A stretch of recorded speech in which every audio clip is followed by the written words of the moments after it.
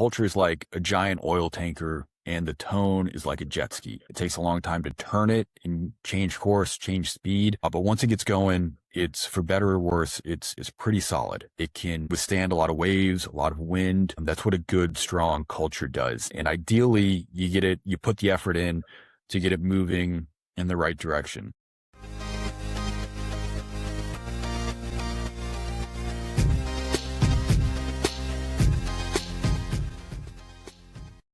Welcome back, everybody. This is the Brainwave Exchange. Anthony, it's been a while. Yeah, it's been a minute. For those of you who have been with us from the start, a couple of things are going to jump out at you here. First off is that we have finally got the dev shop up and running. People who have been following this from the episode 1 know that this has been the dream for Anthony and I for quite some time now, and it's working. We are here with it, and part of the consequence of that is that we have brought in a former guest on one of our episodes, Michael Ostrolenk. Michael, great to have you back. He has been helping out BitHippie with some performance coaching for everybody, and he has been gracious enough to introduce us to our guest today, Mark Carrion. Michael, if you want to tell us a little bit about Mark and why you brought us in here today. Yeah, certainly. I appreciate that and the opportunity to talk to you guys again and to bring Mark in. So I've known Mark for over 15 years now, Mark Carrion. Since we first met and started working together, he's graduated from the Naval Academy, earned multiple master's degrees, including from the Army Command and General Staff Officer College, the School of Advanced Military Studies, and from the University of Kansas, he got an MBA. He's well educated. He has served over 12 years as a Navy SEAL with multiple deployments to both Africa and the Middle East. He has 2 kids with another one on the way, so he's a busy daddy. And he won't stop texting me about how excited he is about today's conversation. He's very much looking forward to kind of having this dialogue. And I'm not going to preempt the dialogue. Actually, Mark, I'll turn it over to you to kind of lay the framework of what at least today you'll be talking about in conversation with the team, specifically Anthony as well. Hey, thanks, Michael. Pleasure to be here. Pleasure to meet all of y'all. We had a great conversation, Anthony and I, the other day about how he wants to scale the business, scale the team, and really empower his team to take initiative so he could focus more on what we would call the up and out of growing the business. So that's some of the stuff we're going to explore and discuss today. Just wanted to call out here that we have the BitHippie engineering team on this episode as well. We're offering these sorts of sessions as a perk of working at BitHippie. So I know we've mentioned the phrase work and perks as it relates to BitHippie in the past on some of these conversations Anthony and I have had, and this is one of those perks. You get to be a part of this content creation. You get to have these conversations with some really interesting people and hopefully be able to grow yourself as an individual and as a high performance team member. With that, Mark and Anthony, I'll let you guys get kicked off about how we're trying to build BitHippie into a high performance team. I think you hit on something important there from the get-go. As you're looking to grow the team, every business has multiple value propositions. Everyone knows that you have a value proposition to your customers, but a lot of times, especially in this day and age, it can be harder to get good quality talent and team members, harder than getting new customers. And so you need to have a value proposition to your employees as well. And this growth and development and mentorship that you're offering that you just highlighted is absolutely a part of your employee value proposition as well. That's really cool that you're investing in that and thinking about that. It's important. Yeah, I always knew that this is what I wanted to, the reason I started the business in the first place was to help people go from surviving to thriving. And I was like, what does that entail? And there's a bunch of different aspects to that. But personal growth is one of those things. And so a little bit of background here, I hired Michael for myself and we went through a 6-month program. And then the next 6 months, I hired Michael for the team. And then he got to do one-on-ones with everybody, meet the team, get to know us a little bit better. And then what I want for the next 6 months going into 2026 is like, now how do we function as a whole unit? We last year it was me, myself, and I, and then Mateus joined. Eventually Jason joined and Bruno joined. And now I'm thinking about into the next year, we want to increase in the number of clients and engineers and talent we have. And so it seemed prudent to me to start thinking about systems without overdoing the systems. Like, what's the right amount for us right now at this phase? And so I thought, let's learn from people who are already a part of high performing teams and see which of those aspects apply to, in the case of you, Mark, and like your experience with the SEALs. I'd love to know which parts of your process make sense for us if we're starting a new project, as an example. Sort of the setup, what happens during the project or mission, and then sort of the tear down, the debrief. So maybe you can kind of walk us through like what are the most important aspects of like starting a mission, seeing it through, and then learning from it at the end. Yeah, you mentioned systems and not wanting too many systems, but especially in the beginning, systems keep you safe. So there's a lot of very dangerous things that SEALs do, but we have systems that buy down that risk and make it manageable. But it's only through very well refined and iterated systems that work with professionals that stick to them that allow us to buy down that risk to acceptable levels. And you're never going to avoid risk. And if you're avoiding risk, you're probably not growing. You're probably not providing something of value. And there has to be some risk acceptance at some point, but you just buy that down to acceptable levels with professional and well-tuned systems. One of the most dangerous things we do is, dropping bombs close to friendly forces. And there's a very rigid system for doing that. We send guys it's called JTAC school. I attended the school, and it's very structured, and it may seem overly structured, but it's what works. And if you're good enough, you get fast with it. But we call it a 9-line, check off everything. And it's very rigid, very structured. Even if you have it memorized, you'll probably still whip out your cheat sheet with the blanks, and you'll walk through it. And then the pilot will read back certain lines and you confirm. And those types of systems keep you safe, and especially in the beginning, don't be too leery of overly rigid systems. It's good, especially in the beginning. It's kind of like raising kids. They need structure at the beginning. And once you have that structure, then you could start to loosen it up a little bit as you see fit. But as you're growing, it's better to have a little too much structure than not enough. You're never going to get it exactly right. So better to err on the side of a little too much structure than not enough. What do you think about that, Jason? I was thinking, obviously, in the case that you mentioned, right, the failure case is extreme, right? You drop a bomb in the wrong place and you risk killing some friendlies. So obviously, you need very strict structure around that process to make sure that doesn't happen. I'm curious if there are less strict sets of structure around things where the failure case isn't quite so extreme. That's a great point. So I've been doing some training on it's basically AI project management, and one of the big things there is because AI is going to get it right or wrong, right? So there's, depending on what type of model and what type of problem you're solving for, skewing towards and hedging towards getting it a false positive or a false negative makes a big difference. For example, if you have an AI algorithm that's trying to do an initial screening for cancer or something like that, right? You'd rather have it err on the side of being a false positive than a false negative, because if it's a false positive, they're going to go get more tests and then they're going to realize that it's a false positive. But if it's a false negative, then they're not going to get tested again for potentially several more years, at which time cancer is going to metastasize and it's going to get a lot worse. So that's an excellent point. Not see, it takes a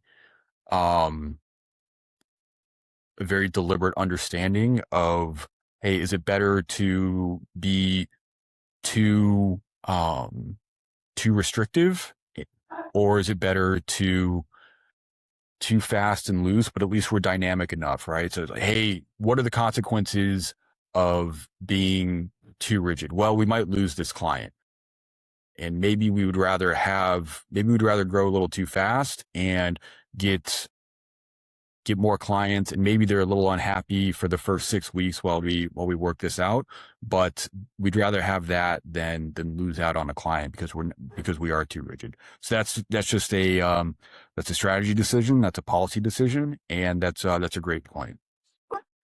I imagine that kind of finding that line becomes easier over time as you get more reps under your belt of kind of figuring out where to put these processes. But do you have any advice or recommendations on, we are starting basically from scratch, and it would probably be detrimental to swing too far in the rigid category too early, but also, like you say, it is easier to loosen them up over time than it is to tighten them over time. So do you have any advice on where to kind of find that line initially? Yeah, most things come back to mission and priorities. I'm kind of a nerd for the etymology of words. I think there's a lot of kind of lost wisdom, stored in the origins of words. Apparently it's only in the last couple hundred years that there was actually a plural form of priorities, right? One. There should only be one priority, but of course, this day and age, you got multiple lines of efforts and you need multiple priorities at any given time.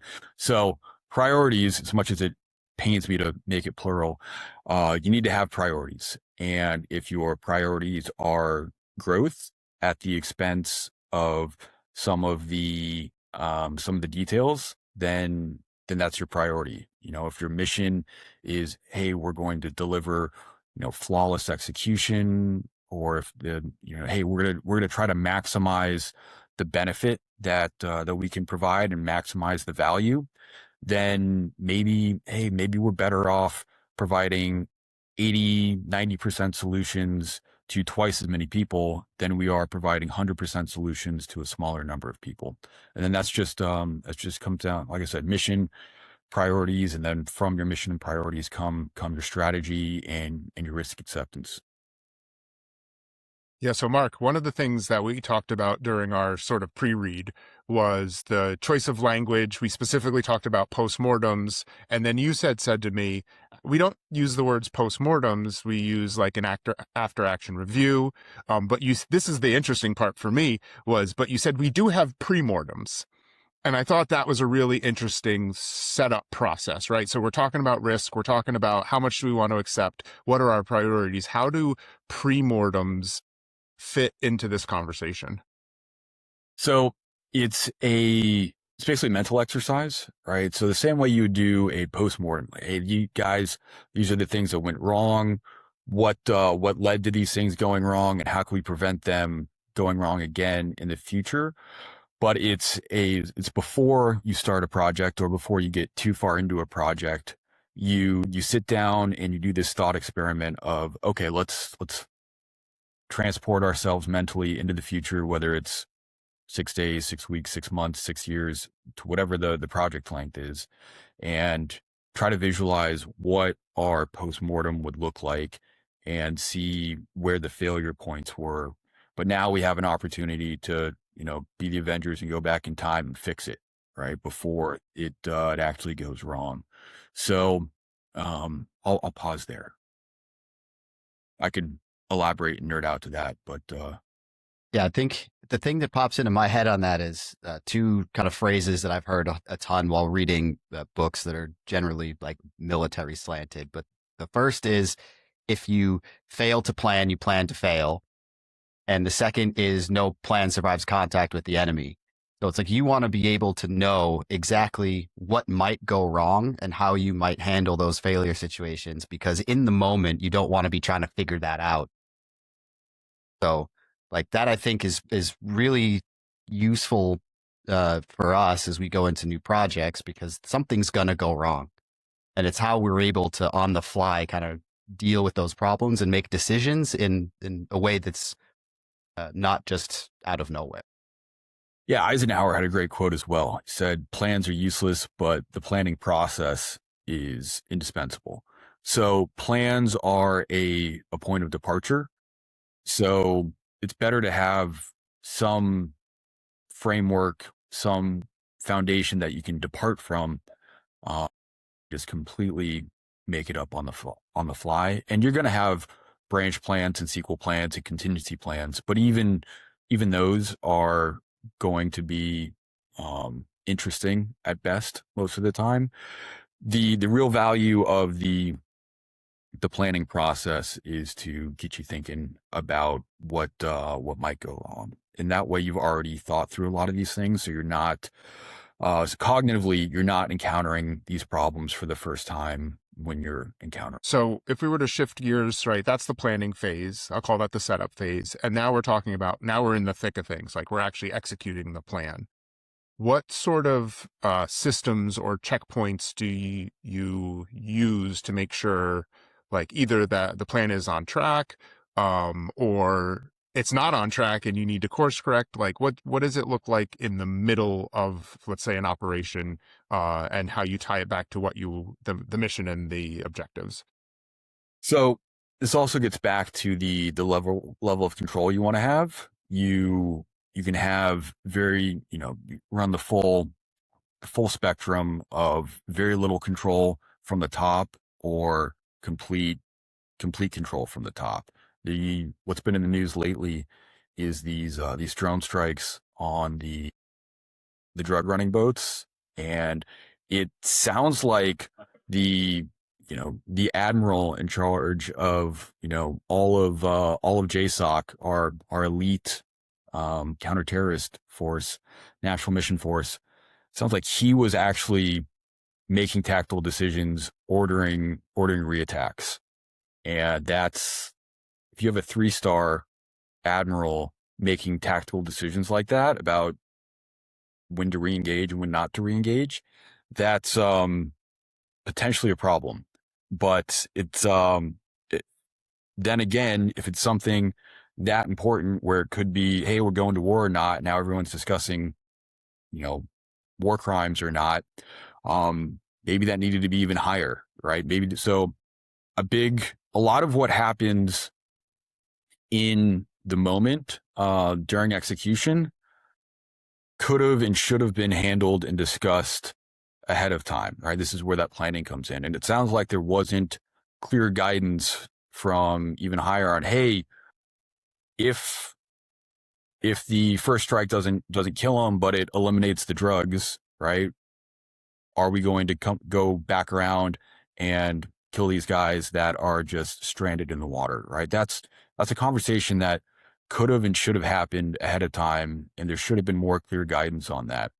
So this really just gets back to so much of the execution gets back to the prior planning. And don't mean to dodge the question, but so many questions in so much of the process of the execution comes down to everything that was discussed and all the trust that was built and all the systems that were established before you even start. It's like to use a sports analogy, like the Super Bowl isn't won or lost on game day. The vast majority of the success or failure of what happens on game day is decided in practice, in preseason, while watching film, while developing plays and studying playbooks. It's very little comes down to what actually happens on the field on game day. And it's the same, if anything, it's even more true in the military. And I'm sure there's some truth to that in tech dev as well. Do we, have we built trust? Have we established these systems? Does everyone know what information you need, Anthony? Does everyone know what information Jason needs? Does everyone feel comfortable reaching out to each of you for guidance, for feedback? Do they know when they can, when they shouldn't? Things like that. That's a huge part of what helps any type of endeavor run smoothly, and that's all established well ahead of time, whether you Makes realize it. sense. Every Yeah. conversation is an opportunity to move the culture, the climate, the trust forward, or if you're not actively trying to do that, you're gonna accidentally move it backwards.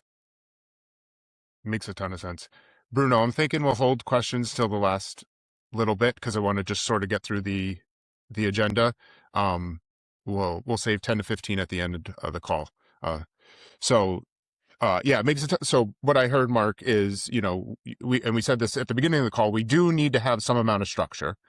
And when we're doing that before, we'll say before a mission starts, before a project starts, how often do we want to check in with each other? Like, what does the chain of command look like?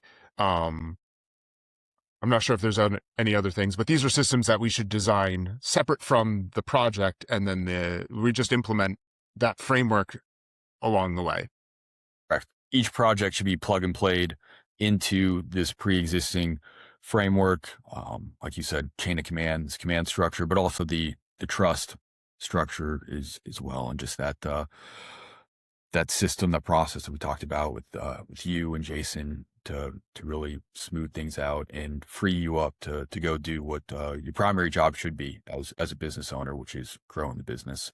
And everyone wants that, especially that since you've implemented a pretty generous profit sharing system, everyone should want you freed up to go make more money, to increase their bonus. Right, exactly. Yeah. So can we talk a little bit about, like, okay, what's it like after the mission is complete? We kind of teased an after action review. Are there other things that we should be doing as an engineering organization when, the project kind of starts to come to a close? Talking more about the process, but it reminds me that the first time you talk about how things went shouldn't be once it's over, right? There should be scheduled check-in points, and where you put those and how frequently you put those matters. And it gets back to the level of control, the level of risk you want. Now, you want to be light and fast. You probably don't want those every day, every week, right? But you do need to check in and make sure things are on track. Should that be you as the business owner? Ideally it's Jason more and more, but you do, and that's also part of it. How often are you dialing into these? How often are you getting into the weeds and asking questions? In a military operation, there are certain decisive points and key points in the operation. There are often, I had a boss used to say the risk is in the seams.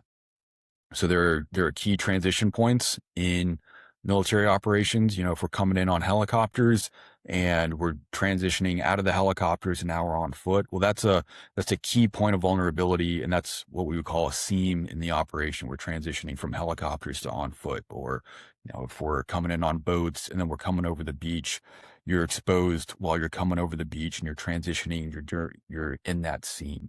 So that's those seams, those transition points are extra points where you need to pay extra attention to and get involved a little more as leaders. And it's also a good opportunity. It's a good hard stop to take a second to reassess, make sure that the conditions that you thought would be the case are still the case. If not, reassess and readjust as needed before moving forward.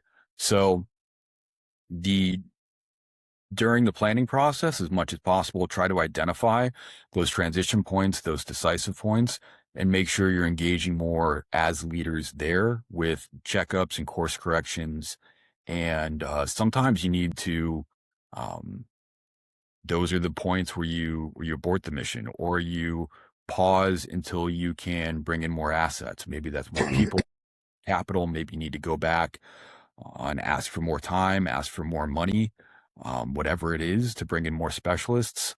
But it's there need to be pre-planned, almost interim after action reviews at different points at different phases. And that's key.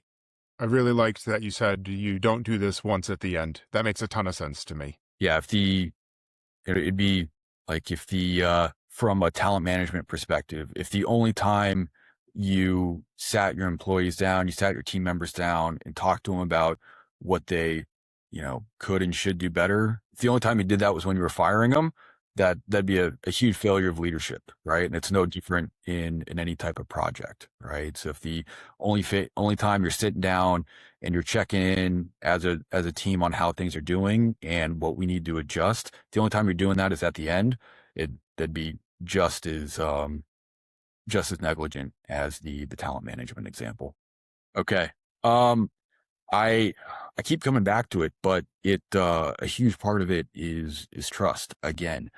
It sounds like a cop-out answer, but I think one of the main things that keeps people from having genuine conversations and giving genuine feedback about what could have and should have run differently is just, it sounds kind of frou-frou, but there's no way around it. It's just people feeling safe to, actually bring things up, have certain discussions, whether it's, so not everybody feels safe admitting that they did something wrong. Like, hey, is this going to be received well, or are people just going to use this as an opportunity to, exploit this chink in my armor that I've just exposed? Is it safe for me to point something out that someone else has done, right? Is it safe for me to point out something that my boss, could have done differently? And if people don't feel safe, you're not going to have productive after action reviews. Psychological safety is a thing that's come up in another conversation we had on a different episode with somebody on a sort of similar high performance team topic.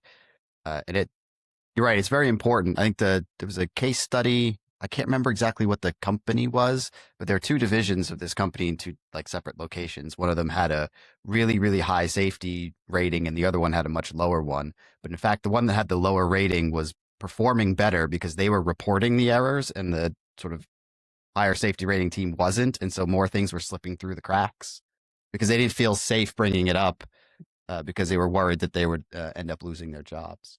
And I think a question I asked at the time during that conversation was, how do you, as a leader, prove to the people who need that psychological safety that it is a safe environment? It's one thing for Anthony and I to say, please speak up. It'll be okay if you do. But it's a completely different thing for people to believe what we're saying. And that also comes down to this whole trust thing. But I don't know if you have any insight on how the best way to start building and fostering that kind of environment is.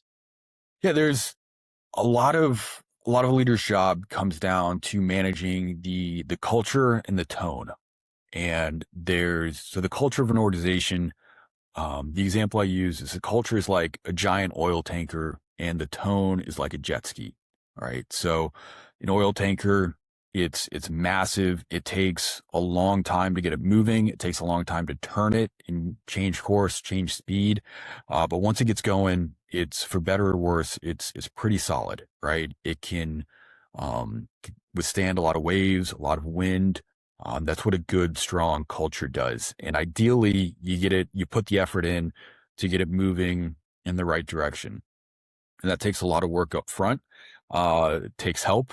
If you see a tanker getting underway, it's got a bunch of tugboats moving it around. Maybe, I don't know, not to sound corny, but maybe Michael and I are like your tugboats at the very beginning, right? Helping you maneuver out of port and then get you out at sea and going in the right direction. Then you don't need your tugboats anymore.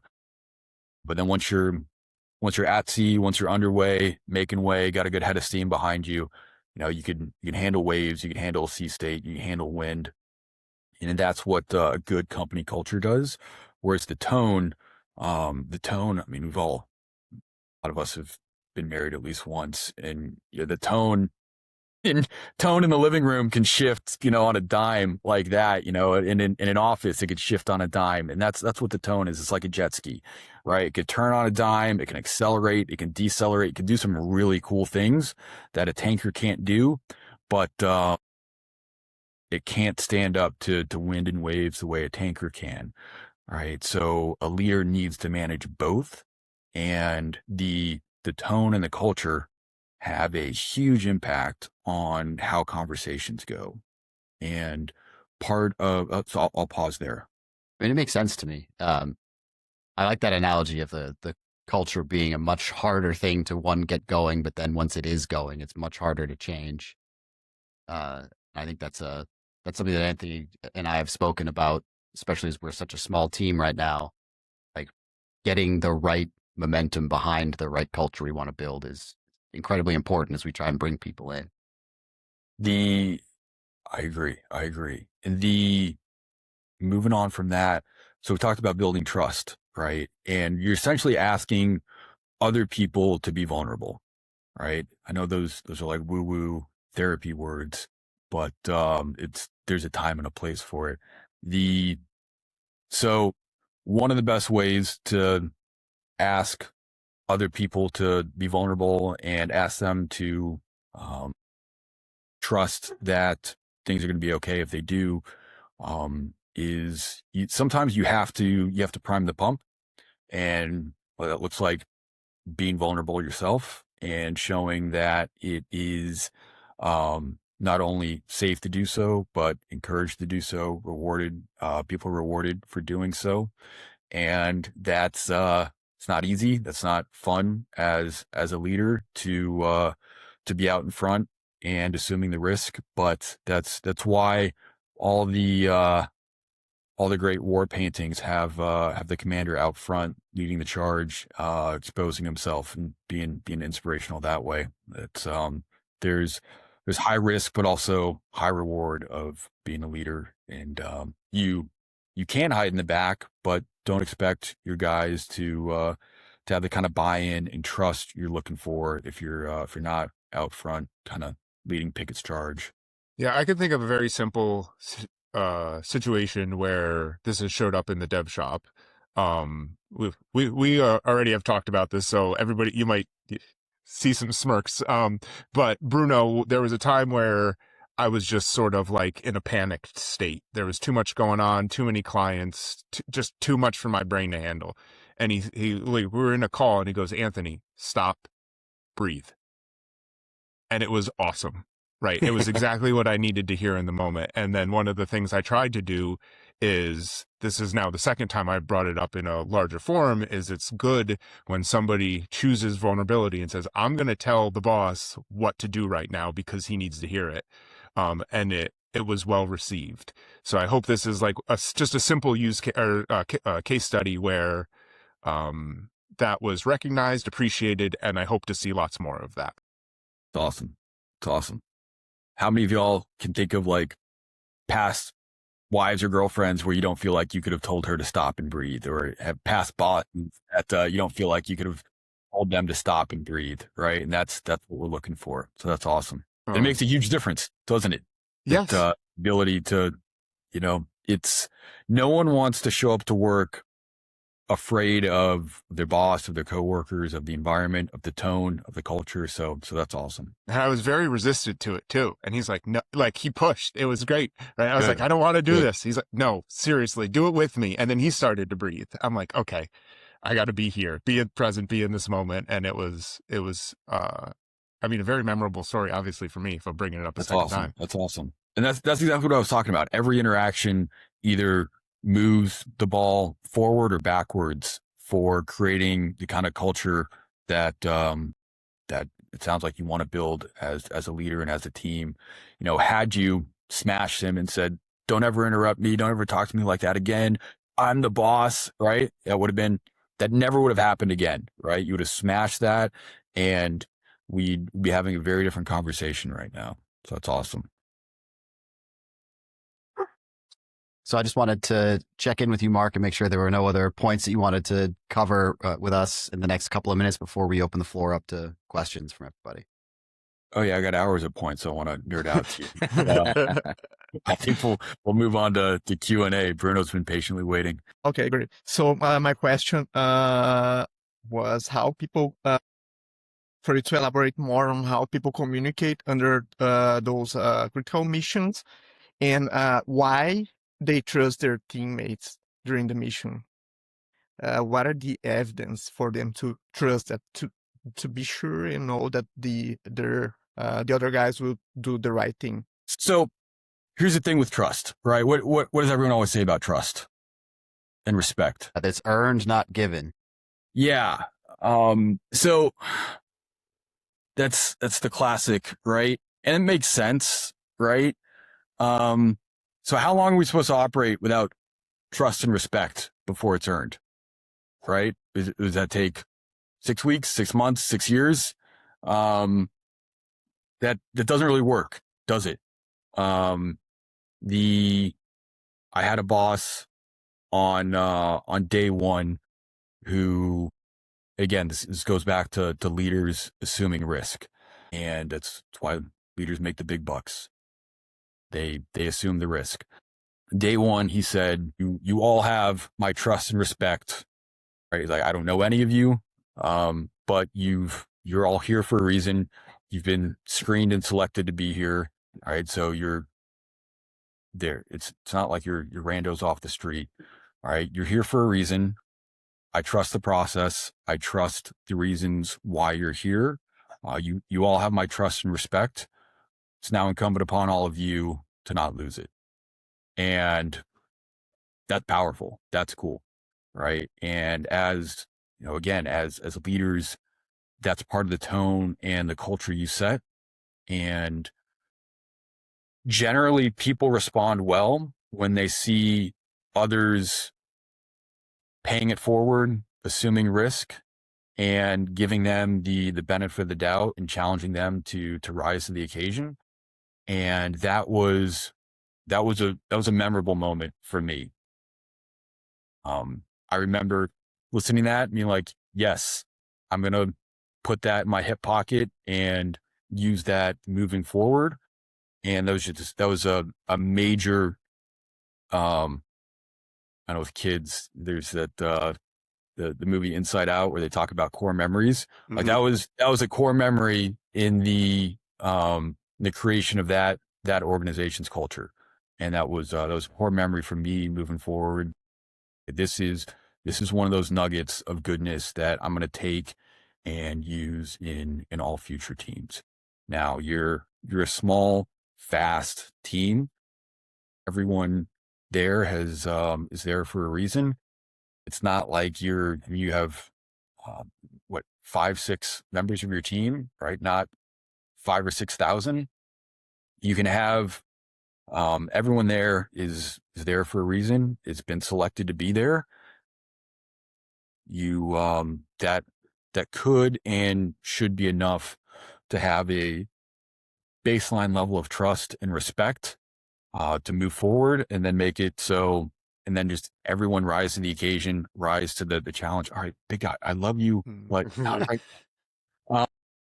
And have everyone rise to that challenge after you pay it forward by giving them the trust and respect to begin with, because it's just really not tenable and feasible to say, okay, I'm not going to trust you or respect you in the workplace until you earn my respect and trust. It's like, screw you, dude, right? Like, I'm a man, right? I'm a professional, right? You don't get to just not respect me until I, earn your respect. That I want to jump in here for a second, because it sounds like there's sort of 2 prerequisites to this. The first is that you have a sufficient and adequate screening process, right? Like, helps. Right. Which I think is something that we need to work on as a engineering team, is like, what is our onboarding and screening and onboarding process, right? To make sure that we are actually setting the people up for success, and we have that filter for the people who don't cut it.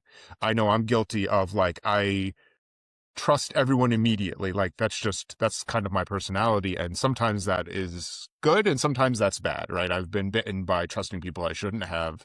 But it's kind of easier, I think, in my mind to start there and then let reality tell me why I'm missing something.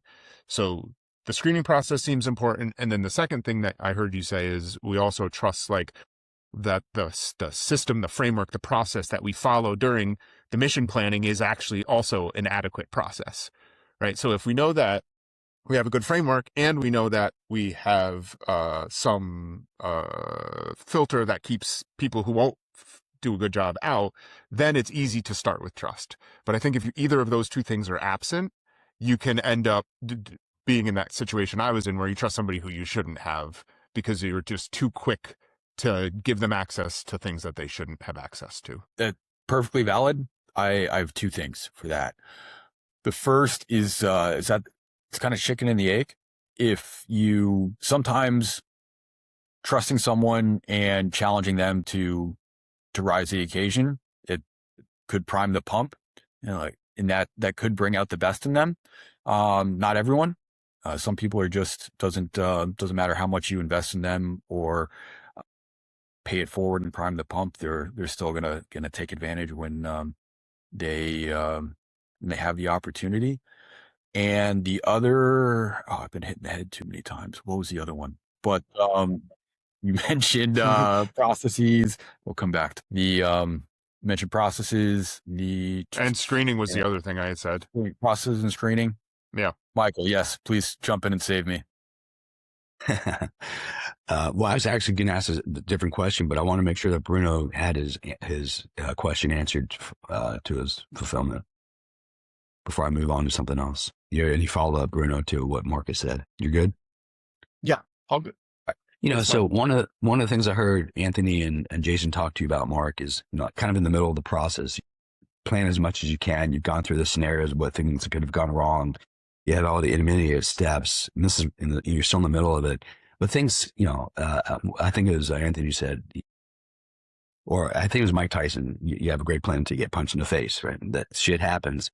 So I'm really curious, things are going to happen for the team, no matter what, at some point in time for a particular project, bumps in the night.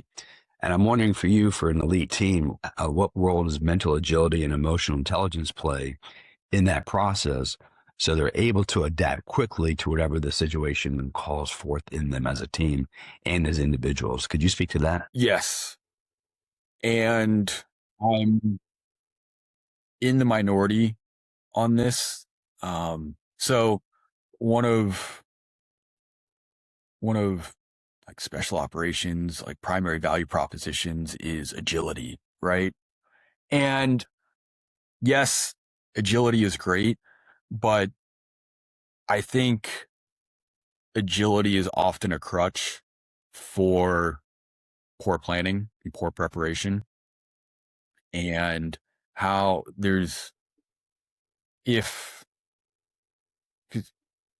with everything in life, right? You're gonna put yourself in a position to maximize your strengths. And if the brand you create for yourself, internally and externally is agility, then you're going to, consciously or not, keep putting yourselves in a situation where agility is required. And